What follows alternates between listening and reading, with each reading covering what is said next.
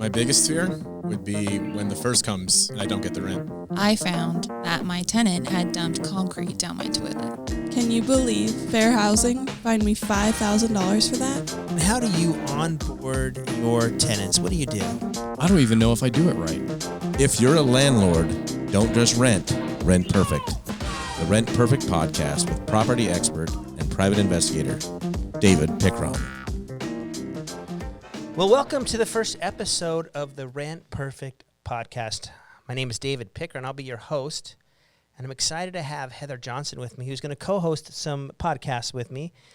And Heather, how are you doing today? I'm good. How are you, David? Thanks for having me. I'm excited to be here. No, seriously, I'm so excited to have you because, you know, if I can just brag about you for a second, there's probably a handful of people, maybe a couple people around the country that I believe know this business as well as you do. And not necessarily buying property, not necessarily managing, but I'm talking about, you know, having your pulse, talking to landlords, hundreds and hundreds of landlords around the country, knowing credit bureaus, knowing background checks, knowing eviction checks, collections, knowing tenant behavior and responsibility. Yeah, and I've heard all kinds of stories. Yeah, I love that we're going to have that part, as a resource to the Rent Perfect podcast, because I think that's so important as we go through. And so I just want to thank you for joining us here today. I'm going to probably put you on the spot a little bit. Are you okay with that? I'm okay with that. Okay. So when people find out that I'm a private investigator, and they're probably the same with you, you know, they're always like, oh, you probably have a really exciting life. And I think, well, I rarely leave my office, so I don't know how exciting that could be. But they picture, in my generation, I'm giving away my age, as Magnum PI. You know, he'd jump out of the helicopters and get in fist fights every day. And that's what they thought a PI I was. But our job is actually pretty exciting. I mean, it's actually really cool, and we see a lot of different stuff during the day. And a lot of what we hear are the heartaches. Would you agree? I mean, a lot of the phone calls we get are just people who are just troubled because they've made a mistake. Exactly. I speak to a lot of people that have inherited properties, and they just kind of get in over their head. They're excited. They don't really know what can go wrong, though. And there's some things you can do to make sure it goes right. So, right. Yeah. And we're going to talk about that, right? Over our next several episodes, we're going to give everybody all of these tools.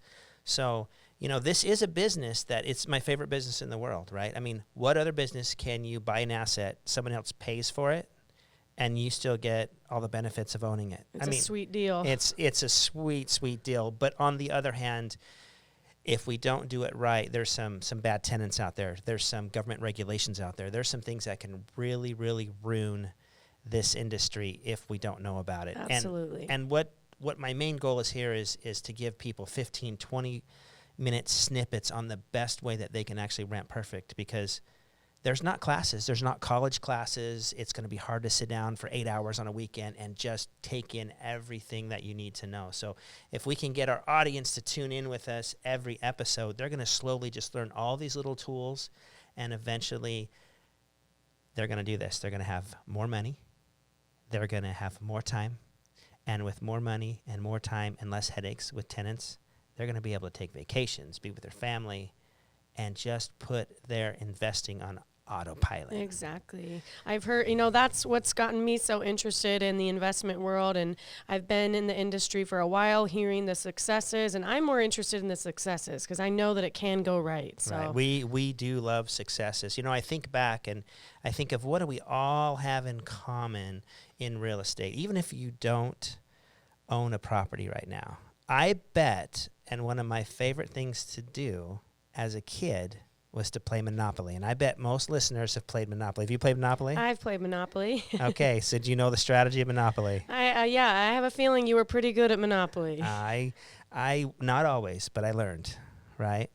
And really what I learned, which most people learned, is whoever bought the property won the game.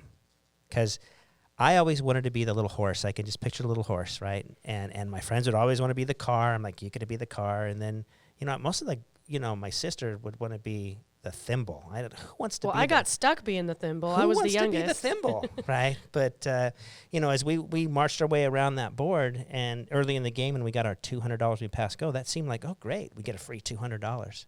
But later in the game, as we're landing on houses and hotels and we're paying $1,600 in rent, that $200 pass and go just quite didn't get us through, and the big cash stockpiles we thought we had slowly disappeared to the people who owned the property. But we know there's a lot more to real estate investing than just playing Monopoly. That taught us that we should get into the property game, and a lot of wealth has been generated from property, right? Exactly. And I think a lot of people know that. They want to get in the investment industry, Right. but they just need a little bit of help in guiding them in the right way. So my recommendation to our listeners right now, okay, and I'm going to leave them with this nugget this week, dust off that old Monopoly game. Get that out. If you're older and have kids, play with your kids, play with your friends, and just understand and start getting into buying property makes you money, managing property the right way gives you time. And until then, until our next podcast, play that game, think about it, and really understand and have the willingness to learn how to rent perfect. It will change your life. We'll see you next episode.